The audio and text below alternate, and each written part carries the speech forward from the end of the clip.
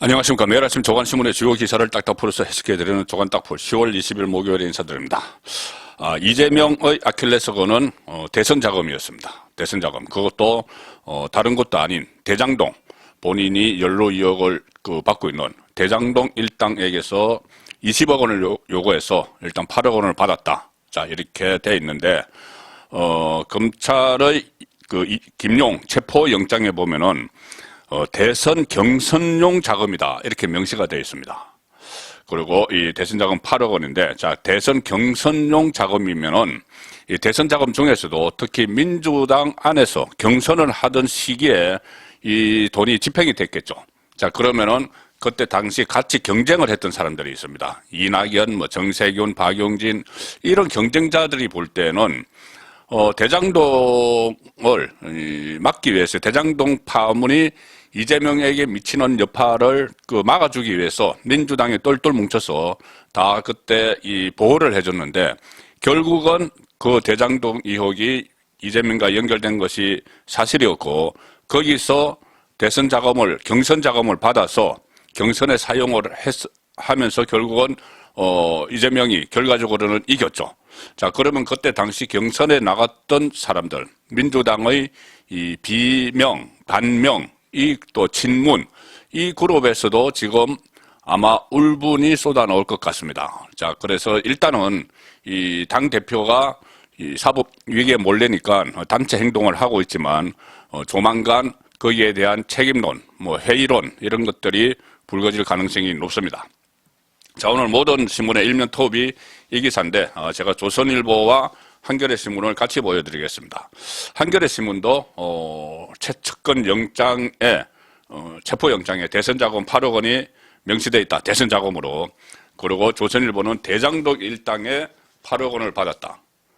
자, 대선 자금이 아킬레스건이고, 그 대선 자금은 이 대선 본선, 그러니까 윤석열 후보와 맞붙은 본선이 아닌, 일단 돈을 받은 시점이 그렇습니다. 본선이 아닌 경선, 초반에 돈이 건네져서 경선에 사용됐을 가능성이 높다. 자, 그리고 그 돈을 받은 쪽이 다른 쪽도 아닌 대장동 일당이다. 자, 이 기사입니다. 조선일보를 보시면은, 정치자금법, 김용을 정치자금법 위반 혐의로 체포를 하고 자택을 압수수색했고, 서울 여의도에 있는 민주당 당사 8층에 민주연구원이 있습니다. 김용은 민주연구원 부원장이죠. 그래서 거기도 압수수색을 하려고 했지만 민주당이 막았었죠. 어제 막았어서 대체를 하다가 밤늦게 일단 검찰이 압수수색을 하지 못하고 철수를 했습니다. 그런데 철수하는 과정에서 또 의미 있는 일이 하나 있었습니다. 잠시 후에 소개를 따로 드리겠습니다. 이 김 부원장, 김용이 돈을 받았다는 시기, 이 시기는 이재명이 대선 앞두고 민주당 후보로 선출된 기간과 겹칩니다. 자, 6월에 이재명은 작년 6월에 민주당 예비후보로 등록을 합니다. 그리고 7월부터 당내 경선을 거쳐서 10월에 민주당 대선 후보로 확정이 되는데, 이 돈을 받은 시점이 체포영장에 보면은 4월에서 8월 사이 대선 자금 8억 원을 전달했다. 이렇게 체포영장이 기재되어 있습니다. 4월에서 8월 사이에 8억 원. 자, 그리고 이 6월부터 사실상 선거운동 시작, 경선운동 시작.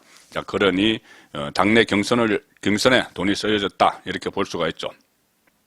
또 특히 이 체포영장에는 대선 경선용, 이렇게 표현이 있다고 합니다. 대선 경선용으로 8억 원을 받아갔다. 검찰은 작년 9월 언론에서 대장동 특혜 비리가 본격 보도되기 직전까지 돈이 넘어갔다. 이 점도 주목을 하고 있죠. 아니면은 이 대장동 비리 보도가 없었으면은 계속 돈을 갖다 줬을 겁니다. 왜 그러냐면은 수천억 대 개발 차익 이익을 남겼기 때문에 대장동 일당이 겨우 8억 원이 아니겠죠. 20억 원을 일단 요구를 했지 않습니까?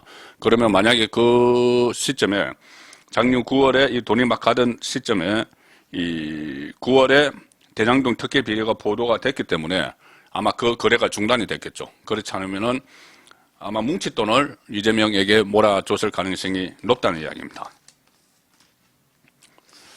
자, 그리고 결국 이 말은, 대장동에서 이재명 쪽에게로 넘어간 이 검은 돈이 이 윤석열 후보와 다툰 대선 본선이 아니고 이낙연, 정세균, 박용진 이 출마를 했던 사람들과 후보 경선을 할 때 집행이 됐다는 의미니까 당내 반발이 클 수가 있습니다. 일단은 당 대표가 이 위기에 몰리니까 방어막은 지금 치고 있지만 이것은 당 내분이 일어날 충분한 가능성이 있는 여지가 생긴 셈이죠. 지금 체포영장에 보면은 김용이 대선 자금으로 쓰겠다면서 유동규 전 본부장에게 20억 원을 요구해서 8억 원을 받았다 이렇게 적시가 되어 있는데 경향신문 기사입니다. 이 돈이 이 대표 대선 자금으로 쓰였고 이 대표도 인지했다면 검찰 수사가 이재명 대표의 대선 자금 전반으로 확대될 수도 있다. 자, 경향신문이 이렇게 분석을 합니다. 김용 부원장의 불법 정치자금 수수 의혹이 이재명 대표의 대선 자금 수사로 나아가는 연결고리가 될 수 있다는 것이다. 검찰이 사실상 이재명 대선 자금 수사에 착수했다는 관측도 나온다. 상당히 이 분위기가 좋지 않음을 직감을 하는 그런 언론 보도입니다. 한국일보는 이렇게 기사를 썼습니다. 3면에 김용이 대선 캠프에 합류할 무렵에 대장동에서 8억 원 받은 정황이 있다. 자, 핵심은 이재명 관여했는지. 자, 이재명 관여에 촉각을 곤두세우고 있다. 자, 민주당 주변에서 이재명 글쎄요, 8억 원을 김용 혼자 꿀꺽했을까요? 김용은 이재명의 아바타로 불리는 인물입니다. 이재명이 유동규가 측근 아니냐는 그때 질문에 아니 유동규는 측근 아니고 내 측근이라고 하려면은 김용이나 정진상 정도는 돼야 된다. 그렇게 이야기했던 인물이죠. 이 옆에 사진도 김용 출판 기념회에 참석해서 이재명이 그때 김용을 내 분신 같은 사람이다 이렇게 불렀을 때 그때 사진입니다. 자, 그러니 이 8억 원을 김용 혼자서 꿀꺽했다고는 보기 어렵겠죠. 이재명 턱밑까지 온 검찰 수사. 그래서 대선 작업용 유입이 의심스러운 상황이다. 사용처 같은 것들을 이재명 상대로 조사하는 것이 불가피하다. 출처가 있으면 용처가 있어야 되겠죠. 어떻게 썼는지. 8억 원이 과연 정식으로 선거 자금으로 집계는 안 됐겠죠. 자, 그러면 어디에 썼는지 그런 것도 조사를 해야 된다. 만약에 이재명이 직접 보고를 받고 승인했다면은 타격은 엄청날 것이다. 대장동 일당이 건넨 돈의 종착지로 이재명을 단정하기는 어렵지만 검찰이 김용이 받았다는 돈을 정치자금으로 규정을 하면서 이재명 대선 캠프 조사를 공식화했다. 이 돈이 직접 8억 원을 김용이 받아서 이재명에게 유동규에게 받아왔습니다. 20억 달라고 했는데 이것밖에 안 줬습니다. 이렇게 했다고는 단정하기 어렵지만 어쨌든 이재명 대선 캠프 안에서 이 검은 돈이 흘렀다. 이것은 어떻게 보면은 분명한 사실이 돼가고 있는 거죠. 물론 아직 검찰의 영장 단계지만은. 특히 검찰이 주목하는 부분은 자금이 건너간 시점. 제가 조금 전에 말씀드린 대로 불법 정치 자금을 받은 시기가 작년 4월 내지 8월인데 이재명은 7월에 대선 출마를 공식화했고 김용도 그 시점에 선거 캠프를 이끄는 총괄 부본부장으로 합류를 했다. 그래서 이 캠프 핵심 참모로 활동하던 시기에 돈을 받았다면 대선 경선 등을 위한 자금으로 의심할 수밖에 없다. 자, 이 야당은 일단은 강력하게 반발을 합니다. 자, 동아일보 보시면은 야당은 검찰 압수수색 맞고 국감도 전면 중단했다. 이재명은 측근 체포 소식에 침묵을 지켰다. 일단 침묵을 지켰다. 어제 이 검찰이 철수하고 나서 밤 10시에 이재명이 이 당사로 들어가서 무슨 뭐 긴급대책회의 같은 것을 한 모양입니다. 그리고 오늘 오전에 뭐 긴급위원총회 해서 이 상황을 정리를 할 텐데 논란이 일어날 가능성이 있습니다. 위원총회 단계에서. 물론 일단은 뭐 검찰이 정치보복을 한다, 윤석열 정부가 탄압한다 이렇게 의견을 모으겠지만 내부에서는 조금 전에 말씀드린 대로 야 이거 우리가 이재명을 가용 보호를 해야 되는가 이런 논란이 일어날 가능성이 충분히 있는 거죠. 지도부가 국감 멈추고 모여라 이렇게 강경한 입장을 표명을 했고 검찰은 8시간 대치하다가 밤 11시쯤 철수를 했습니다. 자, 친명계에서 이재명 주변에서는 검찰 칼 것이 어디까지 미칠까 당혹스럽다. 당혹스러운 분위기. 그리고 이재명은 취재진이 이 관련된 질문에 아니 복심인 이 분신이라고 하는 김용이 대선 자금으로 긴급 체포됐는데 입장이 어떠냐? 이 취재진이 물어도 말 한마디 안 하고 침묵을 했습니다. 자, 이 상황에서 비명계, 비이재명계, 반명계, 친문계 여기서는 배신감을 좀 느끼는 그런 분위기죠. 사법 리스크 우려가 현실화됐다. 우리가 과연 이재명을 위해서 당이 전체가 몰락을 해야 되느냐. 제가 어제 말씀드렸다시피 일부에서는 지금 문재인 리스크, 문재인의 사법 리스크도 엄청나죠. 그래서 친문 쪽에서는 문재인을 지켜야 되고 친명 쪽에서는 이재명을 지켜야 되고 이렇게 가다 보면은 양쪽이 갈라질 수도 있습니다. 자, 이제 비명계 쪽에서는 상당히 배신감을 느끼는 그런 상황이 되고 있는데 어제 그 당사에 모인 다 모여라 해서 민주당 의원들이 다 모였죠. 당사에. 거기서도 국정감사 막 중단하고 갔는데 거기서도 좀 술렁이는 그런 반응이 있었다고 합니다. 동아일보 취재에 의하면 한 수도권 지역 의원은 이렇게 이야기합니다. 아직은 좀 반신반의하는 분위기인데 정말 이재명이 돈을 대장동에서 받아서 이 경선에 썼을까? 반신반의하는 분위기인데 불법 대선 자금은 기존의 허위사실 유포와는 차원이 다른 이야기다. 지금 공직선거법상 허위사실 유포로 기소가 돼 있죠. 그런데 그것까지는 허위사실 유포와 이 대장동에서 그 악의 축처럼 이렇게 막 몰려있는 그 인식이 돼 있는 그 대장동에서 대선 자금을 받았었다는 것은 완전히 다른 이야기라는 이야기입니다. 또 이재명의 사법 리스크가 이렇게 현실화되니까 비이재명계 목소리에 앞으로 힘이 더 실릴 것이다 이런 관측도 나오고 특히 당내에서 그 이재명 뭐 주식 투자 그 주식 투자 관련해서 논란이 일어났죠. 무슨 그 본인이 국방위원회인데 이 안보 관련 주식을 사가지고 논란이 일어났는데 그것 때문에 갈치 논쟁이 있었죠. 이 갈치가 큰 갈치가 새끼 갈치를 잡아먹으면서 자란다. 그래서 처음에 이것을 이재명을 비판한 친문계 전재수위원에 대해서 이 안민석이 갈치 같은 정치를 한다. 이렇게 이야기를 하니까는 조홍천이 그렇게 이야기하는 안민석은 대왕갈치다. 이러면서 지금 친문과 반문 쪽에서 미묘한 감정 싸움. 그러니까 이재명이 지금까지는 거의 성역처럼 되어 있었는데 이재명의 뭐 주식 논란 이런 것을 때리면서 서서히 반명계가 이재명과 거리두기를 시작하는 이 시점에 이재명이 대장동에서 돈을 받아서 선거를 했다는 경선을 치렀다는 그 의혹이 드러난 겁니다. 자, 그러니 이것이 그냥 지나가지 않겠죠. 민주당 의원들이 전부 뭐 바보도 아니고 꿀먹은 벙어리도 아니고 분명히 이 부분에 대해서는 문제를 삼을 겁니다. 오늘 의원총회부터 불거질 수가 있습니다. 자, 제가 지금 소개해드리는 거는 자, 민주당이 이 1월 뭐 정치 보복 이렇게 이야기하고 있죠. 그런데 어제 대치 현장에서 있었던 일 하나를 소개해드리겠습니다.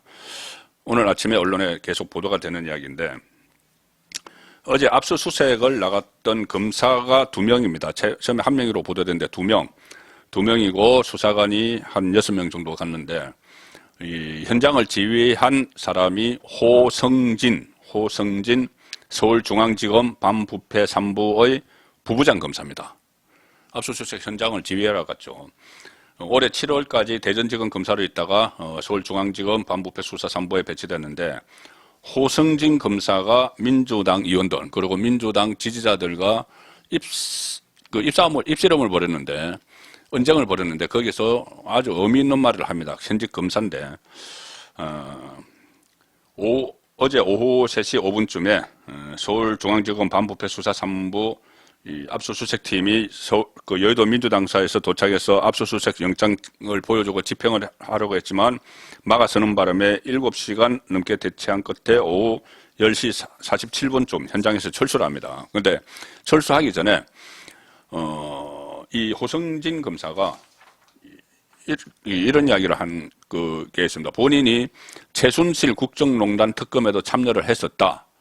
그런데 민주당 의원들을 향해서 불과 몇 년 전에 제가 어떤 사건을 수사할 때는 최순실 사건이죠. 민주당 의원님들이 박수 치시고 잘하고 있다 하셨는데 이제는 정치 검찰이라고 하시나 이렇게 반발했습니다. 아니 그때 이 최순실 그러니까는 박근혜 정권을 수사하는 특검, 그러니까 박영수 특검에 파견되어 있었다는 이야기죠. 윤석열 수사팀장을 맡았던 박영수 특검에 파견됐을 때는 내가 막 수사를 하니까 최순실 수사를 하니까는 민주당 의원님들이 막 박수치고 잘한다 하더니 본인은 똑같은 일을 하는데 지금은 나에게 정치 검찰이다 이렇게 할 수 있느냐 이 말입니다. 이 대치하는 과정에서 민주당 김교흥 의원이 해당 검사에게 말을 막 섞었습니다. 식사들은 하셨냐 그러면서 가서 식사나 해. 이거 뭐 하는 짓이야? 이거 못 뚫어. 이렇게 방어선을 쳤죠, 사람들로. 그렇게 하니까는 호성진 검사가 저희는 뚫으러 온 게 아니다. 당연히 협조하에 영장 집행이 될 거라고 생각했다. 이런 식으로 하고 옥신각신합니다. 그 주변에서 민주당 지지자들이 이 검찰 이러고 조용히 끝날 줄 알아. 이렇게 협박도 하고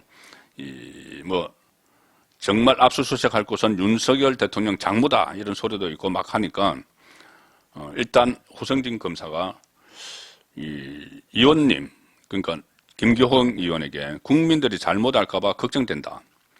지금 하려는 것은 민주당 당사에 대한 제1야당에 대한 압수수색이 아니다.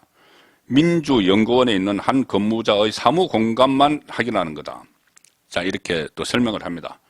그렇지만 민주당 쪽에서 어디 눈을 째려보고 그래 막 이렇게 또 비판이 쏟아지니까 한마디 하는 거죠. 이 호성진 검사가 작심을 한 듯이 저는 예나 지금이나 똑같은 검사고 똑같은 일을 하고 있다. 불과 몇 년 전에 제가 어떤 사건을 수사할 때는 민주당 의원님들 박수 치시고 잘하고 있다 하던 분들이 이제는 정치 검찰이라고 하신다. 저는 저에게 배당된 사건을 있는 그대로 실체에 따라 판단할 뿐이다. 이렇게 이야기를 했습니다. 상당히 의미 있는 이야기죠. 그때는 적폐 수사고 지금은 정치보복이다. 이렇게 하는 민주당 쪽에 날카로운 일침을 가하는 말이었다. 그렇게 봅니다. 말씀드린 대로 이 사법 리스크에 노출된 사람은 문재인 전 대통령도 또 있죠. 지금 일단 크게는 여러 가지가 있지만 두 가지인데 대북 관련입니다. 하나는 서해 공무원 피살 사건을 월북몰이로 한 것, 그리고 북한 어민을 강제 북송한 것 이건데 북한 어민 강제 북송에 대한 진상규명도 시작이 돼서 속도가 붙습니다. 노영민 이어서 정의용 당시 국가안보실장 노영민은 비서실장이었고 안보실장 정의용을 또 소환을 합니다. 소환을 해서 이것도 윗선을 켜겠죠. 윗선은 꼭대기에 있는 문재인 전 대통령밖에 없죠. 검찰 북송 방침 결정한 청와대 회의 노영민 전 실장이 주재한 것으로 판단을 했습니다. 그리고 순차적으로 쭉 조사하는데 청와대 정의용 국가안보실장, 서훈 전 국정원장도 소환될 전망이고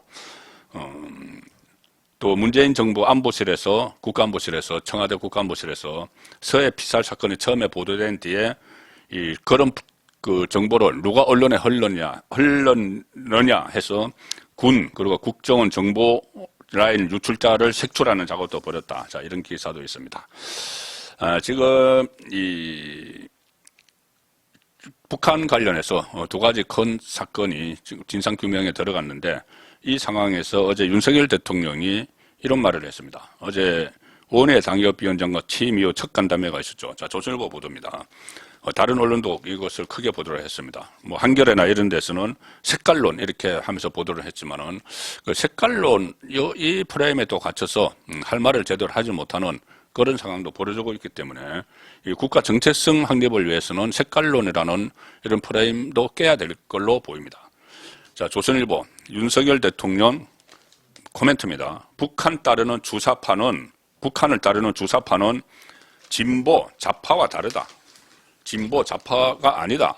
그냥 우리가 이야기하는 진보 좌파, 보수 우파 할 때 진보 좌파가 아니고 주사파는 북한을 따르기 때문에 북한이 지금 계속 그 핵 위협을 하는데 거기를 따르기 때문에 우리 협치의 대상이 아니다. 이렇게 답변을 했습니다. 질문에 대한 답변이었습니다.